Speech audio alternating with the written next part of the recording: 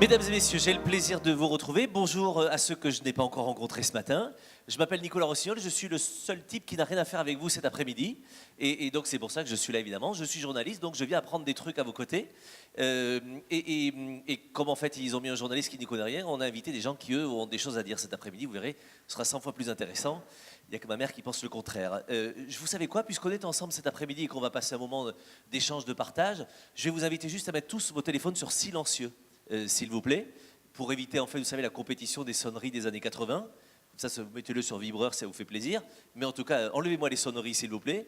Comme ça, vous répondrez à vos collègues, à vos patrons, à vos clients, amants et maîtresses un peu plus tard, si vous voulez bien. Comme ça, on reste qu'entre nous pour partager.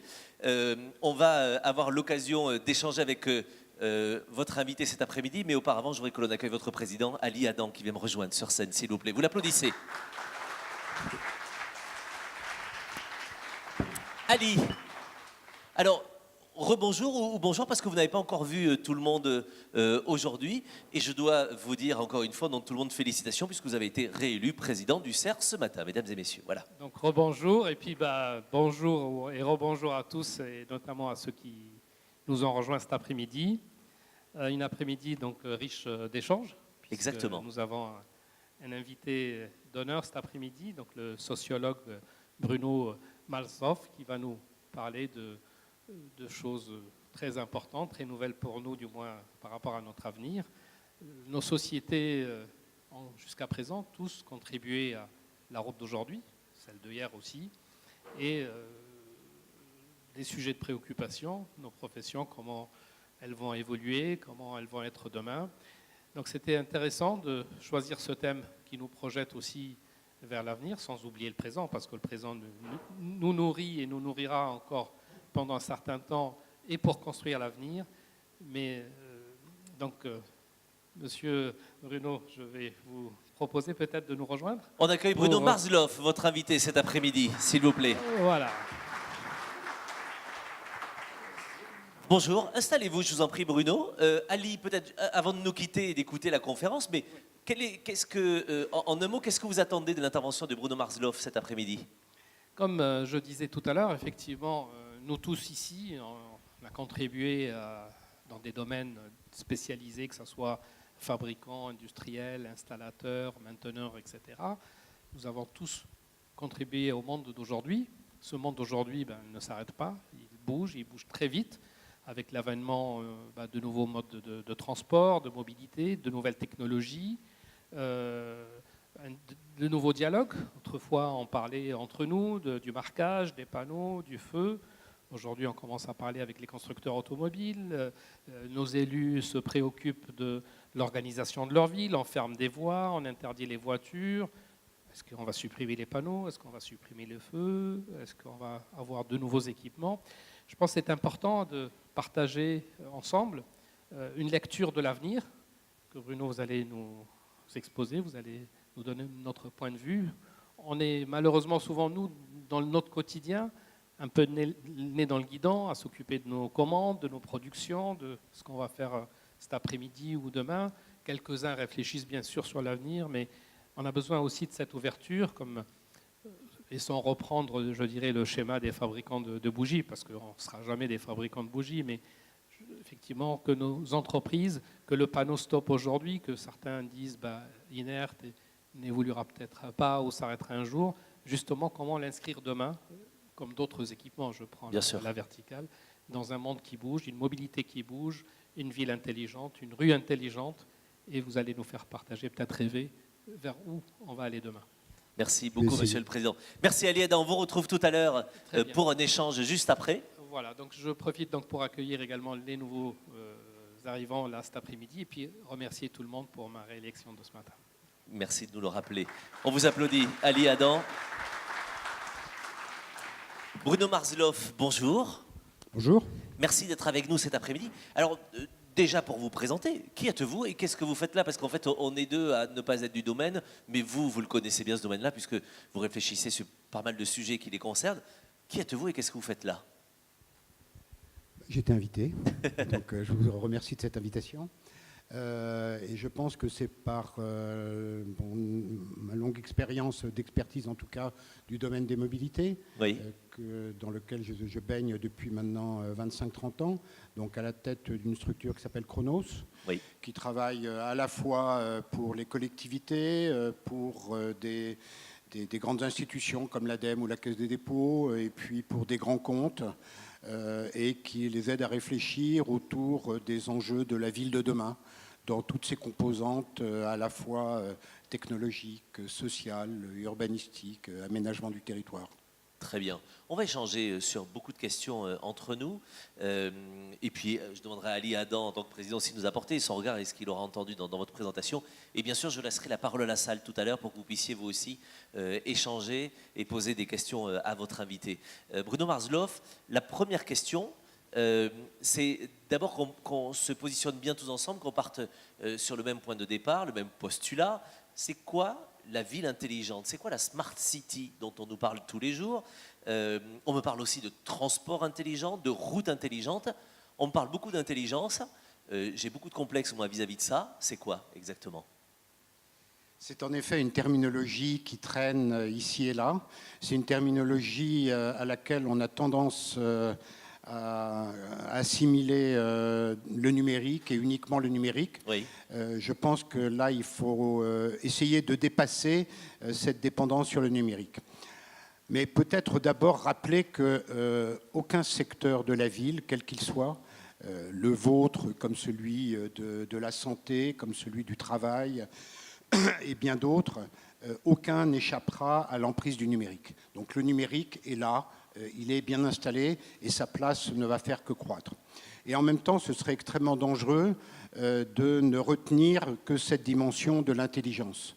Finalement, l'intelligence, il faut peut-être revenir à une définition assez large, qui est cette capacité d'adaptation qui existe ou qu'on doit développer face à toute une série de nouveaux défis. Donc en fait, la Smart City, c'est surtout des défis.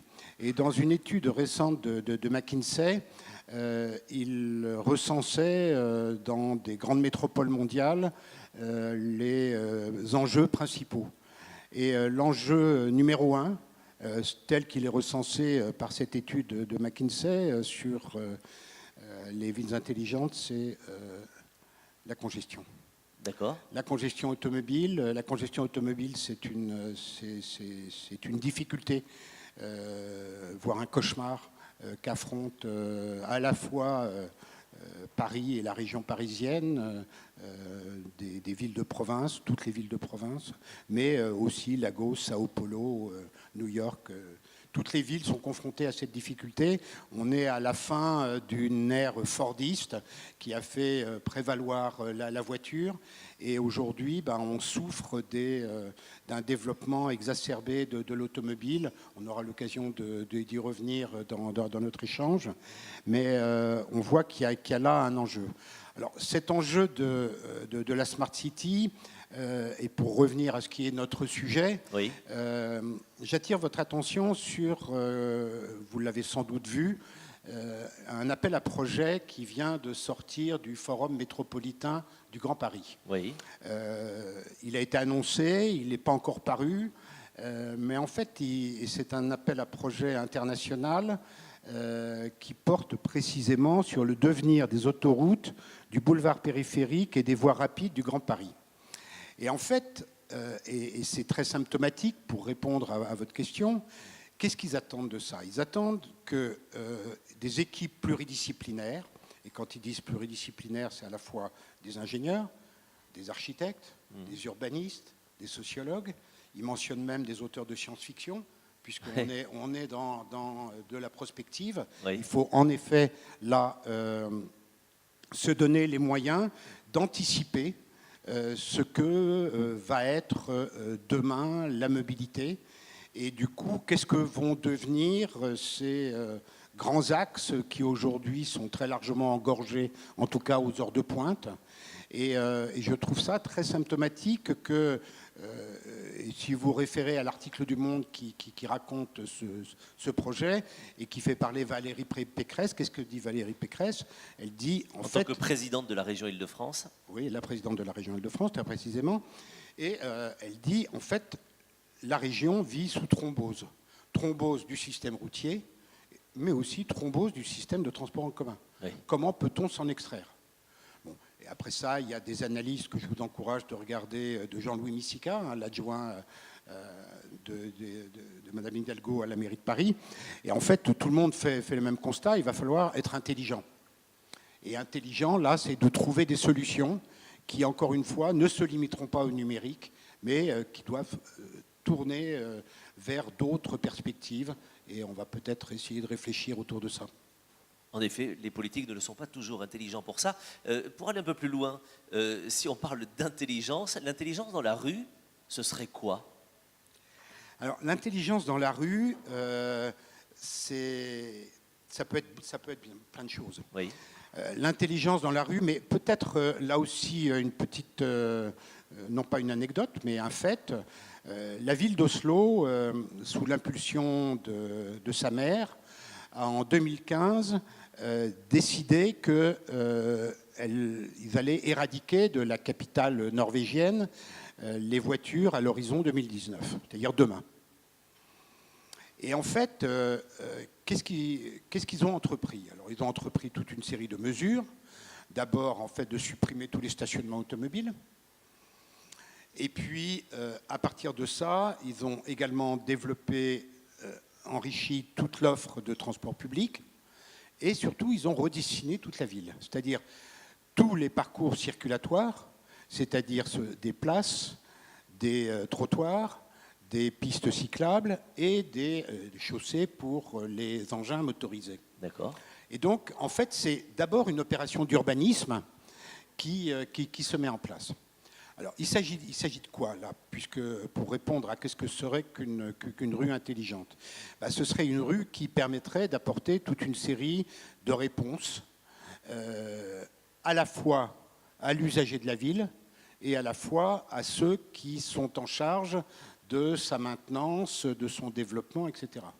C'est-à-dire faire en sorte qu'on soit dans une fluidité de la circulation, faire en sorte qu'on soit dans une coexistence apaisée des modes de transport, puisque plus la ville avance, plus ses offres de transport se diversifient. Oui. Et comment fait-on coexister à la fois des vélos, des scooters, des automobiles, des taxis, des VTC, du transport public sous des formes diverses et variées, et des piétons, puisque la marche est aussi un mode de déplacement qui connaît des développements.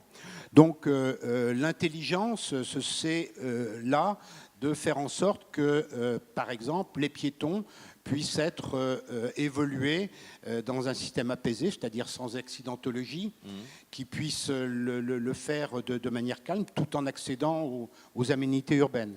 C'est faire en sorte que ce développement du vélo, qui est très fortement poussé par la demande, et on voit que là, les choses vont très très vite. Hein. Oui. On a vu que, par exemple, en 2017, le parc de VAE, c'est-à-dire de vélos assistance électrique, a doublé, et que le rythme, ça croît encore, donc, et que beaucoup de municipalités, là, font des efforts extrêmement considérables. Mais c'est aussi faire en sorte que l'espace public soit accessible à toute une série de populations qui peuvent avoir des difficultés, oui. Que ce soit des personnes handicapées, mais aussi des touristes, des visiteurs qui ne connaissent pas l'espace. Donc il y a là, en fait, toute une série de défis, d'enjeux sur lesquels l'intelligence doit s'exercer avec de nouvelles innovations. Ce sont des mutations, finalement, de nos villes, de nos infrastructures, pour se diriger vers ce qu'on appelle la ville des services de plus en plus. C'est quelque chose que j'entends souvent. C'est en effet un vocable qu'on entend, celui de cité des services. Il est né à l'exposition universelle de Shanghai de 2011. En fait, il s'agissait d'acter une transformation qui était en route et qui, depuis, s'est consolidée, qui ne fait pas disparaître l'infrastructure, mais accorde une place de plus en plus importante aux services. D'accord. Qu'est-ce que c'est que les services? C'est ce que vous avez sur vos téléphones mobiles, les applications auxquelles vous faites appel de manière récurrente et de plus en plus conséquente pour vous guider dans la ville, pour trouver des VTC, pour choisir, organiser son parcours de transport public ou un parcours multimodal. Donc c'est ça les services. C'est ça les services, mais c'est aussi l'ensemble des plateformes qui régissent ces dispositifs et qui vont permettre là d'accéder soit à un appariement entre une offre et une demande. Donc c'est tous les Airbnb, mais c'est aussi bien évidemment Uber, etc. Bien sûr. Donc c'est tout ça, mais c'est aussi tout ce qui remonte des monitorings de la ville, c'est-à-dire tout ce qui est capté par l'ensemble du dispositif qui se met en place, des capteurs, des caméras, de l'Internet des objets. Et tout ce recueil d'informations remonte à la fois vers des acteurs de la collectivité pour monitorer l'urbain, analyser le trafic et rentrer à la fois dans des modèles prédictifs et organiser les parcours en conséquence. Donc les services, c'est tout ça, et c'est une économie qui progressivement prend le pas sur l'économie de l'infrastructure. Et en plus de cette cité des services, ville des services, moi, le citoyen, alors plutôt urbain en ce qui me concerne, je suis encore plus exigeant parce que ce que je veux avant tout, c'est ne pas perdre de temps. Est-ce que vous pensez que les professionnels qui sont devant vous peuvent contribuer à satisfaire mon envie de ne pas perdre de temps en rendant ma ville encore mieux signalée, mieux indiquée, mieux balisée ? Ne pas perdre de temps, oui, pourquoi pas. Je pense que l'exigence, elle est surtout d'une certaine fluidité. Oui. Et d'une certaine sérénité, c'est-à-dire c'est moins gagner ou perdre du temps qu'être sûr d'arriver à l'heure qui compte. Ce qu'il y a de certain, c'est qu'on est sur une demande de plus en plus importante de l'ensemble de ces services. Les citadins sont consommateurs et de plus en plus de ces services, et ils le sont à la mesure en fait d'une offre pléthorique. C'est ainsi que dans une étude que nous avons réalisée qui s'appelle l'Observatoire des usages émergents de la ville et qu'on a livré récemment, notamment à la mairie de Paris, à l'Île-de-France, à Bordeaux Métropole, mais aussi à des grands comptes, à l'ADEME, etc. On a mesuré que plus de 90% des Parisiens utilisent de manière régulière des applications de mobilité pour organiser leur parcours. Bien évidemment, ce chiffre baisse quand vous allez descendre dans des territoires où on va en avoir moins besoin, puisque l'offre, elle, quand on va être dans le rural, va se limiter à la voiture, et vous avez votre voiture, vos yeux pour pleurer. Donc, vous n'avez pas besoin d'application pour savoir comment partir avec son automobile. Donc, mais on est aujourd'hui sur un usage de plus en plus important de ces pratiques de services numériques. Et en même temps, on est sur une certaine perplexité de la part de cette même population. On peut le dire autrement, on peut le dire qu'elle n'a pas le choix que d'utiliser ces services. On est d'une certaine manière prisonnier des Waze et des Google Maps et autres services de la RATP parce que c'est devenu un condiment de notre quotidien.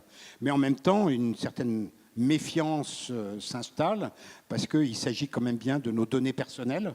Et on l'a vu là avec l'épisode Facebook, Cambridge Analytica et Zuckerberg, le patron de Facebook, qui a été obligé de se faire auditionner par le Sénat et le Congrès aux États-Unis, qui est même venu là il y a quelques jours en Europe et en France. Donc on voit bien qu'il y a là des enjeux, et de manière assez intéressante, dans cette même étude, on avait proposé toute une série d'archétypes de la ville, et l'archétype le moins bien accepté ou le plus rejeté, c'est celui de la ville connectée. Oui. Donc il y a là une vraie question.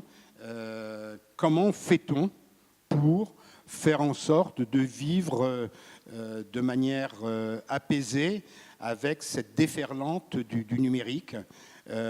Comment est-ce qu'on se raccommode avec les citadins et les citoyens, et peut-être que ce qui vient de se mettre en place il y a quelques jours, la fameuse RGPD, Oui. le Règlement général de protection des données personnelles, peut-être que c'est le début d'une histoire où on va pouvoir concilier les exigences des usagers et les services que les géants du numérique, entre autres, apportent à ces mêmes citadins.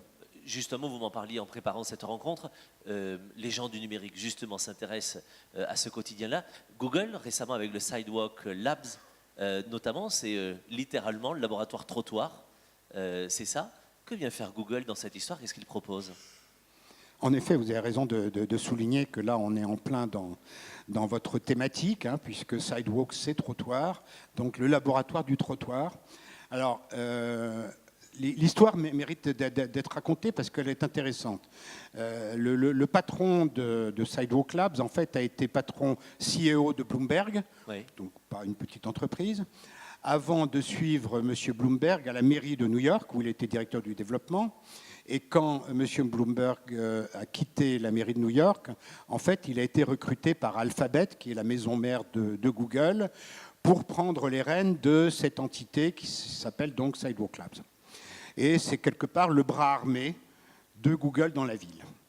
Et c'est intéressant de voir que les géants du numérique, qui étaient sur bien d'autres domaines, avaient jusqu'ici n'ont pas délaissé la ville, puisque Google y est depuis longtemps avec Google Maps, Google Street View, etc. Mais en fait, ne se posaient pas comme un opérateur de la ville à part entière. Et là, avec cette nouvelle entité, en fait, ils ont décidé là, de mettre les bouchées doubles. Et ils ont gagné au mois de novembre un appel d'offres de la ville de Toronto, de la mégapole de Toronto, sur l'aménagement de ce qui s'appelle Quayside, qui est au bord du fleuve Ontario, et qui est en fait une friche portuaire qui est destinée au réaménagement. Et en fait, ils ont mis le paquet pour gagner cet appel d'offres. Et en fait, il s'agit pour eux, si je comprends bien, de faire la démonstration de la capacité d'une entité comme Google d'être un aménageur de la ville à part entière. Donc, il vient marcher sur les brisées d'autres acteurs, voire il est un peu en compétition avec des acteurs publics, puisqu'il veut décider. Qu'est-ce qu'il y a derrière? Il y a derrière ce qu'il y a dans tous les autres projets de Google, c'est-à-dire comment est-ce que je peux me servir de la donnée, des algorithmes, des intelligences artificielles pour être maître d'un territoire.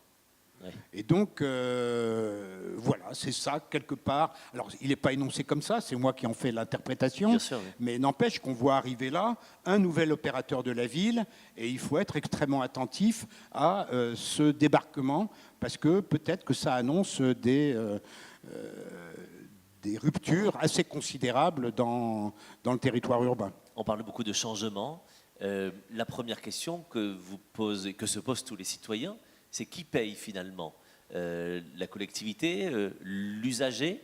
Alors, à l'arrivée, c'est de toute façon les impôts du citoyen dans la collectivité ou l'usager en tant que particulier ou entreprise. Mais finalement, est-ce que le citoyen est vraiment prêt à payer pour tout cela?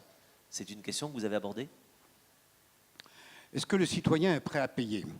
On voit bien depuis le début du numérique l'espèce d'ambiguïté formidable qu'il y a autour de la notion de gratuit. Et donc on a l'habitude de dire que, bien évidemment, rien n'est gratuit et que forcément, il y a quelqu'un qui paye. De toute façon, que ce soit sur la question du transport routier ou que ce soit de la question du transport public ou d'autres domaines, le citoyen, en fait, paye à différents niveaux. Il paye à la fois en tant que contribuable, il paye en tant qu'usager, oui. Et dans le domaine du transport, il va payer aussi en tant que salarié. Il va financer une partie, donc, en tout cas, de ce que l'entreprise va devoir verser, le versement transport. Donc, d'une façon générale, il y a, in fine, c'est quand même bien l'individu qui, sous ces différents statuts, va payer. Maintenant, la question du modèle, elle se pose, et quand on avait préparé au début du mois cette intervention, je vous avais rerouté un article de la Gazette des communes qui était assez intéressant et qui pose la question de savoir est-ce qu'on ne peut pas assister à une forme d'autofinancement dans les développements à venir, c'est-à-dire à partir du moment où on considère que la route va produire de l'énergie, que la route va produire de la donnée, peut-on construire un modèle économique autour de ça ? Pour l'instant, c'est une question ouverte sur laquelle on n'a pas de réponse, sauf qu'on sait que techniquement, il est aujourd'hui parfaitement envisageable de développer de l'énergie, de développer de la data autour des routes et des rues. Les Japonais s'y sont collés très tôt, dès le début du siècle, au travers de programmes d'État. Ils ont fait la démonstration de cette capacité, en fait, d'insérer des puces dans la chaussée, de sorte à dialoguer soit avec des téléphones mobiles, soit avec des véhicules. Et aujourd'hui, ce sont des choses qui sont en très fort développement.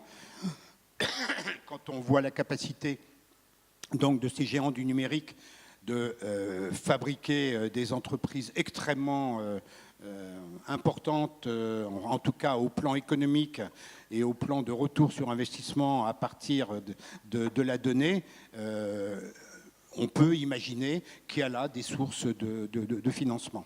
Ce ne seront pas les seuls, il y en aura forcément d'autres. On a toujours été dans des combinaisons diverses et variées pour assurer les financements à la fois et des routes et des transports publics. On en imaginera d'autres dans un contexte où le numérique prendra une place beaucoup plus importante. Et si l'on va vers cette ville hyper connectée, intelligente, avec un numérique qui s'impose sensiblement partout, est-ce qu'on ne court pas le risque d'aller de plus en plus vers une France à 2, voire 3, voire 4 vitesses ? Si finalement on veut débarrasser les villes des véhicules pour les repousser évidemment en banlieue. Donc on a la France des villes, la France des banlieues. Démerdez-vous avec vos voitures puisque nous on ne les veut plus dans les villes, on vous met tout autour. Cette France du monde rural aussi, qui elle peut être souvent le parent pauvre des dépenses en la matière. Et puis la quatrième pourrait être les grands axes. En fait, on sait que ça roule et puis évacuer dans ces grands tuyaux que sont les autoroutes notamment, etc.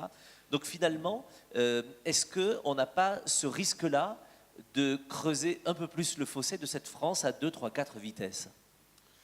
Vous avez tout à fait raison de souligner cette rupture extrêmement considérable qui existe entre le monde de l'urbain dense, et ce qui se passe ailleurs, dans des échelles différentes, selon qu'on est dans le périurbain, oui, selon qu'on est dans le rurbain ou selon qu'on est dans le rural. Ce qu'il y a de certain, c'est que, et j'ai eu l'occasion de le dire, puisque j'ai été invité par Elisabeth Borne lors du lancement des assises de la mobilité. Je suis intervenu juste après le Premier ministre et j'ai alerté l'audience sur cet enjeu des zones blanches, des déserts de mobilité. Il y a un siècle, en fait, on avait une mobilité qui était un véritable service public, avec des réseaux de cars, des réseaux de trains qui descendaient de manière très fine, très granulaire dans le territoire, voire des réseaux de tramways interurbains. Et on était sur un service public qui était relativement égalitaire et universel sur l'ensemble du territoire. La massification de l'automobile a tué toute cette offre de transport collectif dans ces territoires-là, puisque le modèle économique n'existait plus. Et on n'a rien inventé, puisque de toute façon, la voiture faisait le job. Et on considère aujourd'hui qu'elle continue de faire le job. Sauf que ce n'est pas forcément ce qu'attendent les gens, et ce n'est pas forcément bon pour toute une série de défis, notamment celui de la pollution, des injonctions environnementales, etc. Donc j'ai alerté sur l'urgence de réfléchir à ces questions des déserts de mobilité. Quelle réponse peut-on imaginer apporter à la desserte de ces territoires ? Quand vous êtes à Bazouges-la-Pérouse, ben vous avez en effet votre voiture ou vos yeux pour pleurer.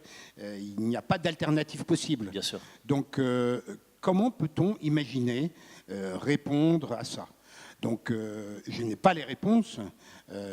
On a des réflexions, on a des chantiers qui sont en cours avec des transporteurs publics, avec des grands comptes comme Vinci et d'autres pour réfléchir à ces réponses. On sait que le vélo aura une place même dans ces territoires. Ce vélo qu'on célèbre très fortement en ville, eh bien aussi on peut imaginer qu'il ait une place. Je lisais hier que l'Allemagne va lancer le plus gros autoroute de vélo du monde, Ah oui. une autoroute de 100 km qui va relier 4 villes et 4 universités. Donc c'est intéressant de voir que les gens sont capables aussi de prendre un vélo pour faire 5, 6, voire 10 km, voire un peu plus. Donc c'est assez intéressant. On faisait intervenir la semaine dernière dans un atelier pour un grand constructeur une personne qui travaille sur une zone extrêmement congestionnée de Bordeaux et qui expliquait qu'aujourd'hui, pour décongestionner, ou en tout cas pour affronter la question de la congestion, ses seules armes, c'était le vélo et le télétravail. Sinon, il n'y a plus de solution puisque les transports publics sont saturés et qu'on ne peut pas imaginer rajouter des infrastructures sur des infrastructures. Même chose du côté routier. Donc oui, il y a des France à plusieurs vitesses. Il y a des France à plusieurs vitesses aussi du côté du numérique. Je m'en suis expliqué tout à l'heure.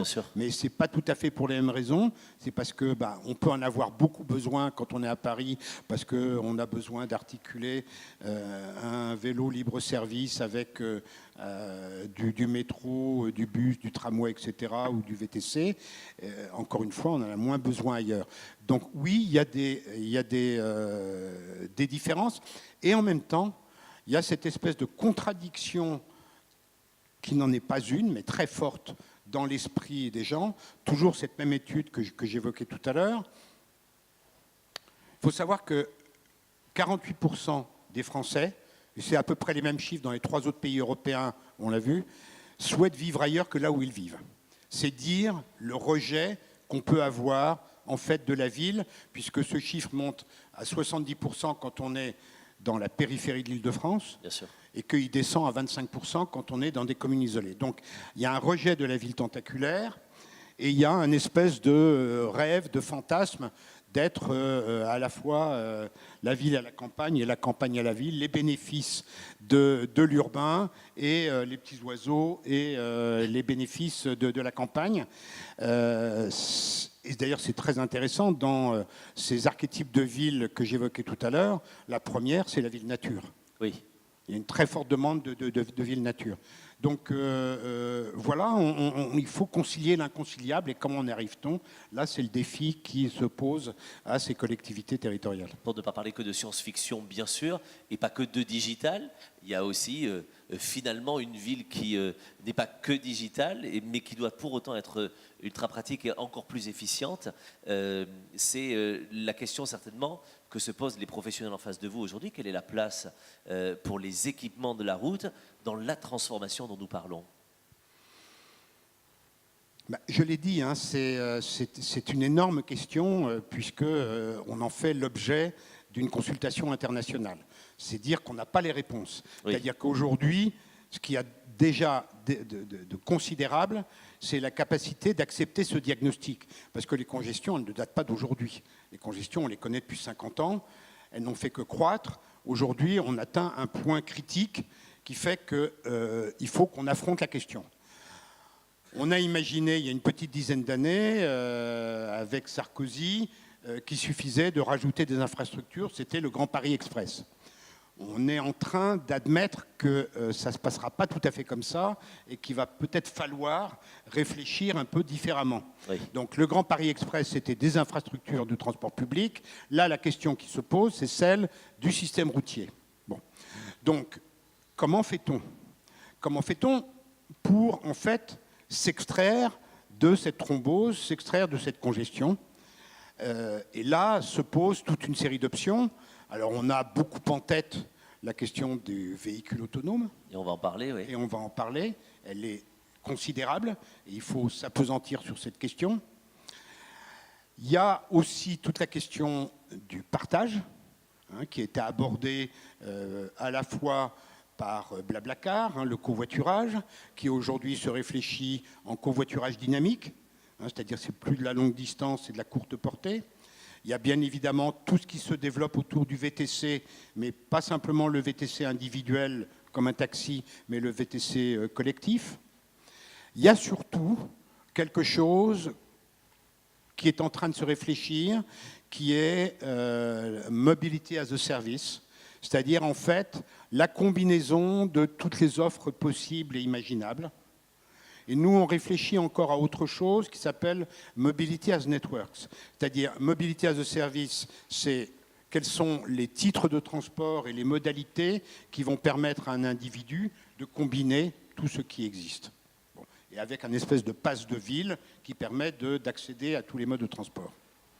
Encore faut-il permettre d'articuler ces différents modes de transport. Oui. Donc, et pour ça, il faut des hubs. Il faut un maillage. Et donc ce maillage, aujourd'hui, il existe à une échelle macro, ce sont les gares. Et il n'y a quasiment que les gares et quelques plateformes multimodales.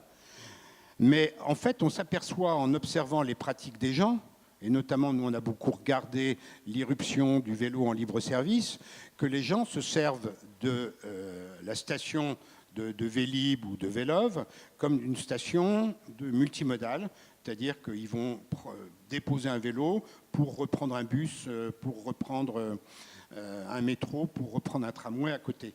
Donc on est dans quelque chose qui va être une organisation d'une offre extrêmement abondante.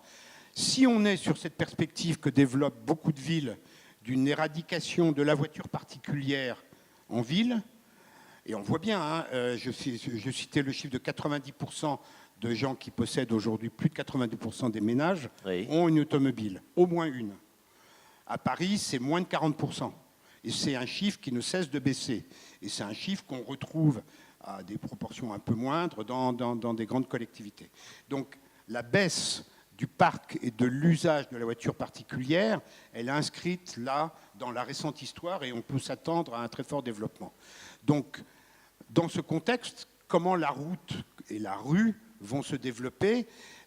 Il y a la piste en effet du véhicule autonome, mais il y a aussi le partage de l'espace public en différents modes. Et c'est ce que j'évoquais pour Oslo, par exemple. Là, comment est-ce qu'on peut assister à des combinaisons, des conjugaisons et une coexistence intelligente entre tous ces modes? Alors, il y a un truc que j'ai du mal à comprendre, c'est qu'on est en train de parler d'une ville qui veut replacer l'humain au cœur de la ville, redonner le pouvoir finalement à l'humain de redevenir maître de sa mobilité, fluidifier évidemment son parcours. Et cet humain au cœur de la ville, on est en train de me dire le contraire en créant des véhicules autonomes où l'humain n'a plus sa place, puisque c'est le véhicule, c'est l'intelligence artificielle qui va prendre le dessus. On repousse l'humain évidemment à l'extérieur finalement de cette liaison entre le véhicule autonome et le parcours à mener. Comment est-ce que cela peut s'articuler finalement demain avec ou sans l'humain et cette place du véhicule autonome justement? Vous avez évidemment 3 heures, puisque c'est un sujet de philosophie du baccalauréat, vous l'avez bien compris, et la question que tout le monde se pose ici, voilà.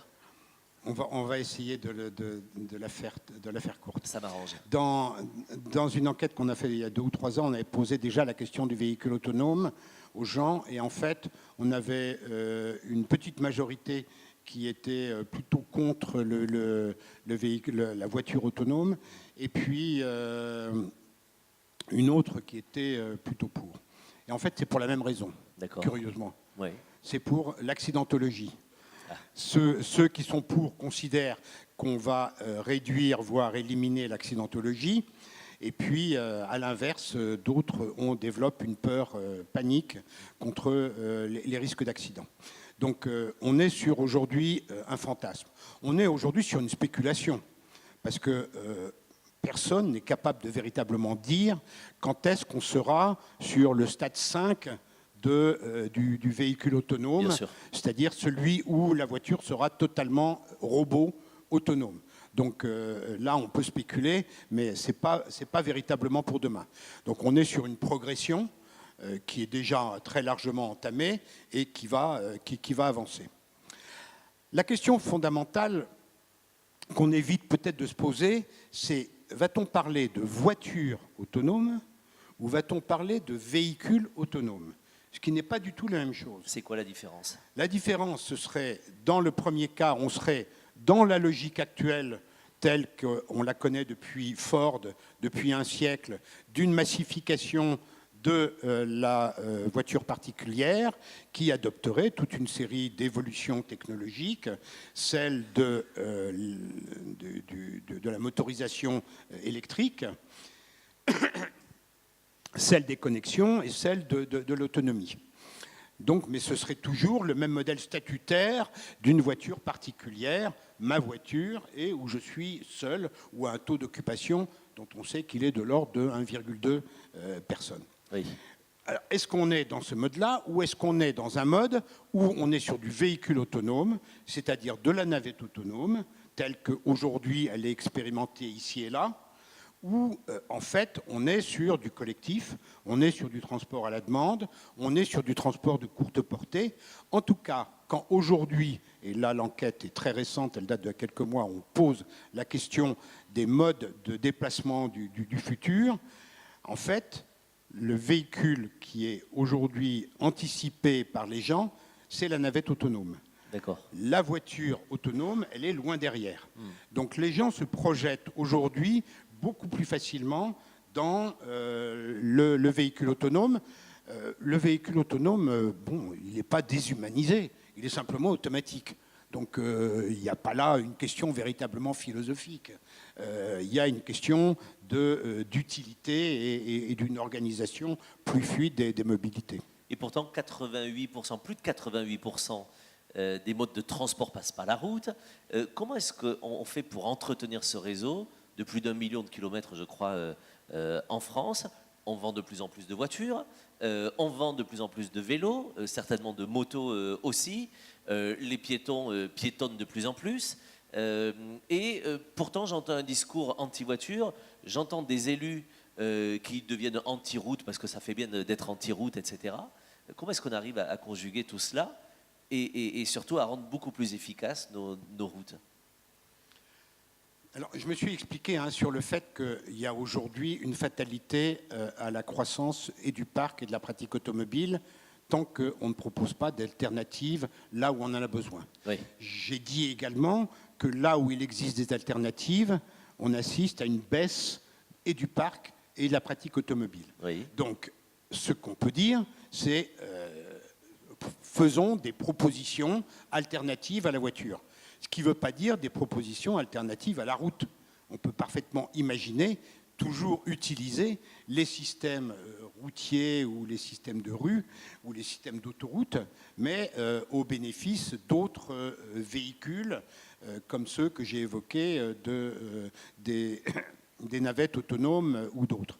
Donc il s'agit là en fait d'une affectation. La question n'est pas celle du support routier, la question elle est celle de ce que ces supports hébergent comme véhicules.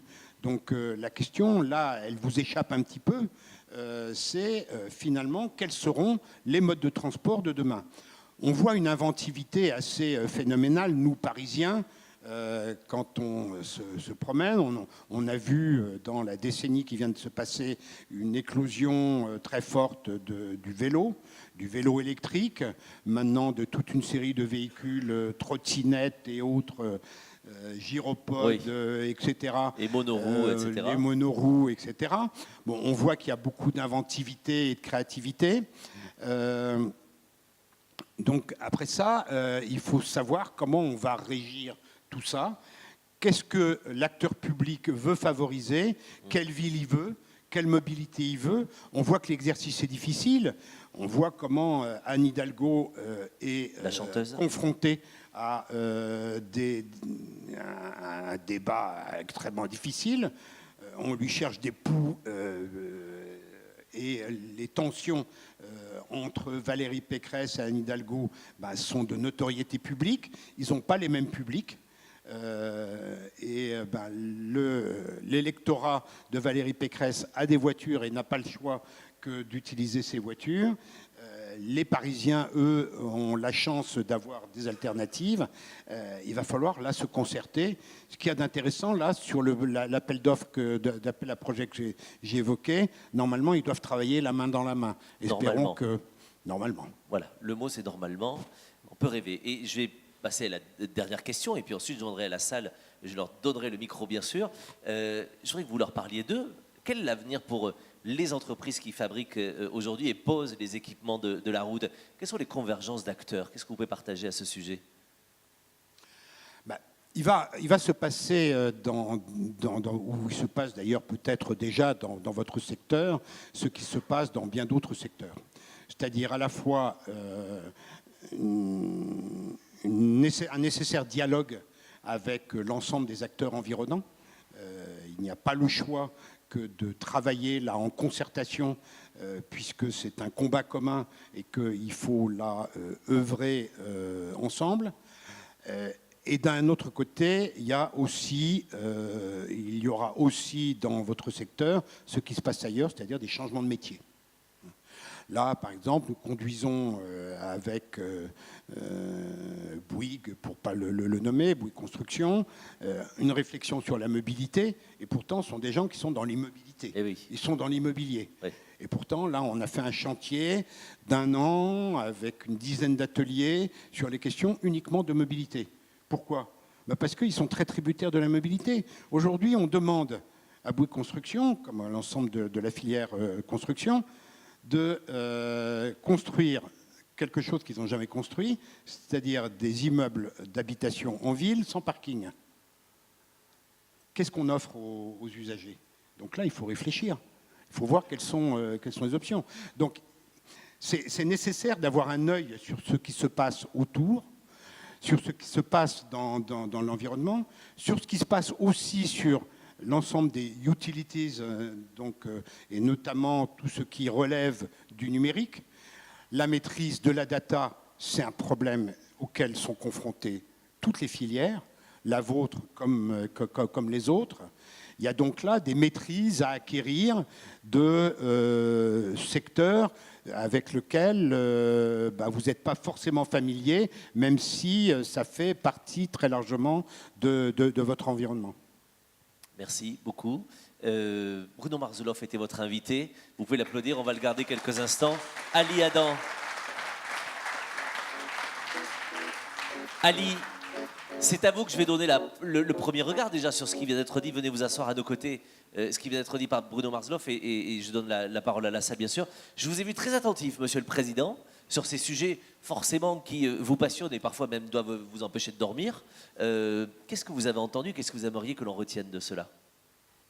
Écoutez, pour un acteur économique très lié à l'industrie mécanique, à des choses dans le dur, oui. Effectivement, votre illustration nous a porté et transporté vers un avenir qui, à la fois, nous fait rêver et puis peut-être aussi nous fait peur. Nous fait peur parce que quelle sera notre capacité, nous, d'abord société et puis entreprise, acteurs économiques, à suivre cette évolution et ne pas subir des modèles. Vous avez parlé de Google, vous avez parlé finalement, moi, mon usine avec mes salariés, mes machines, etc. Est-ce que c'est nous qui serons demain encore acteurs ou il faudrait transformer effectivement nos activités ou rejoindre d'autres activités qui seront très différentes avec des modèles de société? Parce que autant le monde industriel a probablement poussé l'évolution de la société par les solutions qu'il a apportées, la voiture, la route, les équipements autour qui arrivent à un stade où voilà, c'est d'autres modèles de services, etc., qui mèneront la danse peut-être demain. Et qui m'amène également, peut-être là en tant que citoyen, cette fois-ci, et plus qu'industriel, à dire effectivement, est-ce que, moi, quand j'ai installé Internet chez moi il y a quelques dizaines d'années, j'étais content de pouvoir me connecter pendant une demi-heure, 1 heure, avec un débit très lent et faire quelques petites applications, quelques recherches.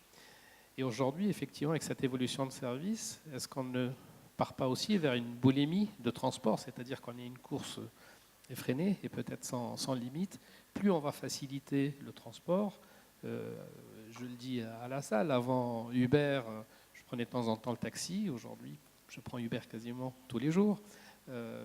Moi, mes enfants et d'autres, on est sur Internet pas 1 heure comme il y a 30 ans, mais plusieurs heures par jour. Est-ce que effectivement aussi cette évolution de la société, de la mobilité, ne va pas nous emmener à une course infernale où on va consommer encore plus parce que c'est plus facile, c'est plus fluide, c'est plus sûr, etc. Et je ne vois pas le bout, sincèrement. Je voudrais répondre à cette question-là parce que c'est assez important. Encore une fois, dans ces mêmes études, il y a quelque chose qui ressort très très fortement. J'ai dit le rejet de la ville tentaculaire et de toutes ses séquelles. En regard, il y a un tropisme des proximités, c'est-à-dire qu'il y a une demande très très forte de retrouver la notion de voisinage, non pas dans une vision passéiste de retrouver le village d'antan, mais dans une vision où on va éviter la mobilité subie, où on est dans une mobilité choisie. Il y a une anecdote qui est assez intéressante. Aux États-Unis, il y a une petite dizaine d'années, il y a une application qui est apparue qui s'appelait WalkScore. Et WalkScore, qu'est-ce que ça fait ? Ça mesure en fait l'intensité de l'offre urbaine, d'aménités urbaines, que vous allez avoir autour d'un immeuble, d'un appartement, etc. Et donc ça, c'est les bobos new-yorkais qui, venant de la périphérie, souhaitant revenir en centre-ville, cherchaient à optimiser pour être sur une accessibilité donc des isochrones de 10 minutes, c'est-à-dire dans un parcours de 10 minutes, de 15 minutes à pied, quelle est la proportion des aménités urbaines auxquelles j'ai accès. Ça a tellement bien marché que les acteurs de l'immobilier ont repris cette notation pour mettre des valeurs sur les biens qu'ils ont.